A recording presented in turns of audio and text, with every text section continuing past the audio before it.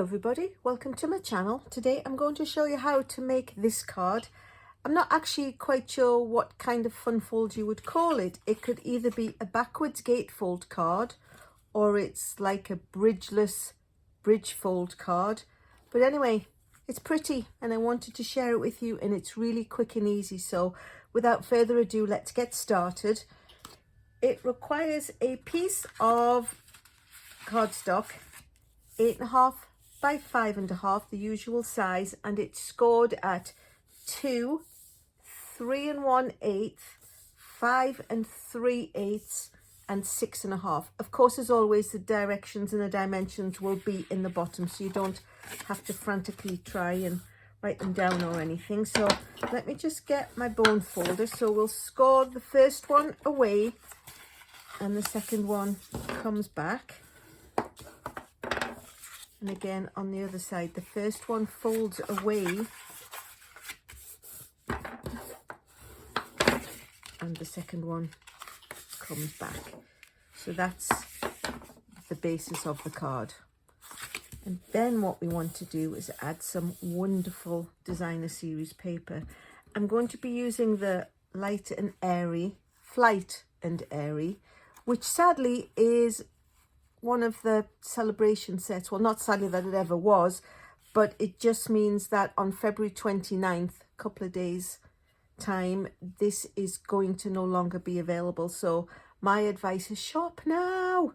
For every $50 you spend, you can get a pack of this glorious paper, and you honestly don't want to miss out. So there are the 3 pieces that go on, and what I did was I cut them all from one piece. So depending on the pattern, of course, of what you do, you get a flow of continuity. So the whole piece is 5.5 by 5.25 tall, and then I cut 1 3/4 inches off, and then I lined it up again in the paper cutter and cut a piece that's 2 inches, which left the final piece at 1 3/4, and that's the sizes that you need to fit on the panel. So let me just go ahead and get those quickly stuck on.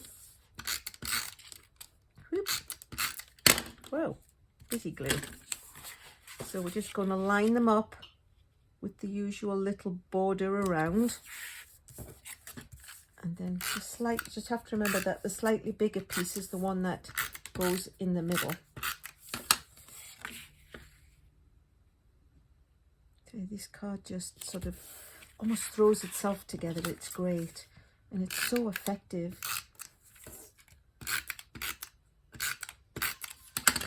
A little booger of glue on my finger. So that's the 3 pieces of designer series paper attached.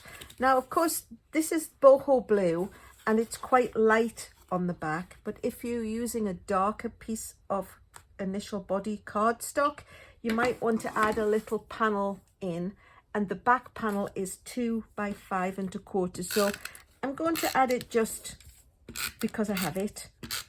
Although, to be honest, like I say, the boho blue is quite light enough that you could stamp and write a greeting on what it becomes, really, I suppose, the back, the inside of the card.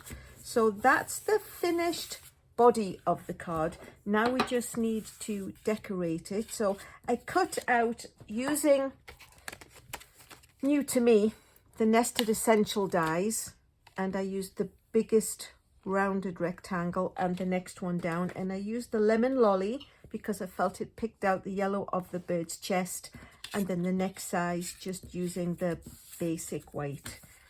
So let me just pop that onto there, and then what I'm going to use is the boho blue ink. Coordinates with the cardstock, of course. It's one of the best things about Stampin' Up! Is everything coordinates. And I'm going to use one of my, I'd say all time, it's only since December, but one of my absolute favorites. This came out of the December paper pumpkin, and it just says hello friend, and it's just the best little everyday phrase. I think I'm going to wear the poor little thing out, but anyway, so that's that stamped on. And then I'm going to use one of the birds which I fussy cut out of the Flight and Airy. So one of the sides of the designer series paper comes like this, and there were all these wonderful, wonderful birds. And what I did was I took one sheet one day and I just cut myself masses of them. So now whenever I want a bird, I can just dip into here. And I chose the one, of course, with the yellow chest because it matches with the paper. And it also goes together with the little bird that's on the body of the designer series paper. Then I'm going to use some of this wonderful boho blue denimish ribbon and just tie a little knot. It's not even a bow, it's just a knot. The thing with this ribbon, you have to be very careful, is it tends to fray quite easily. So my suggestion is to tie the bow or the knot or whatever you want, and then miter the sides. Oops, see, even still it's fraying a little bit. Let me just trim those off quickly, off to one side like it never happened. There we go. And then the best way to attach them is to simply use a glue dot.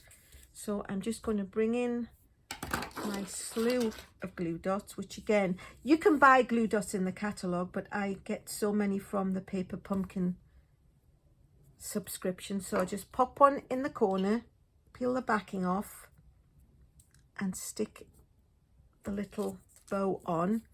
And then I'm just going to put some adhesive on the back of the bird and pop him in place on the front. And then I thought it would look quite nice if I used dimensionals to attach this to the front.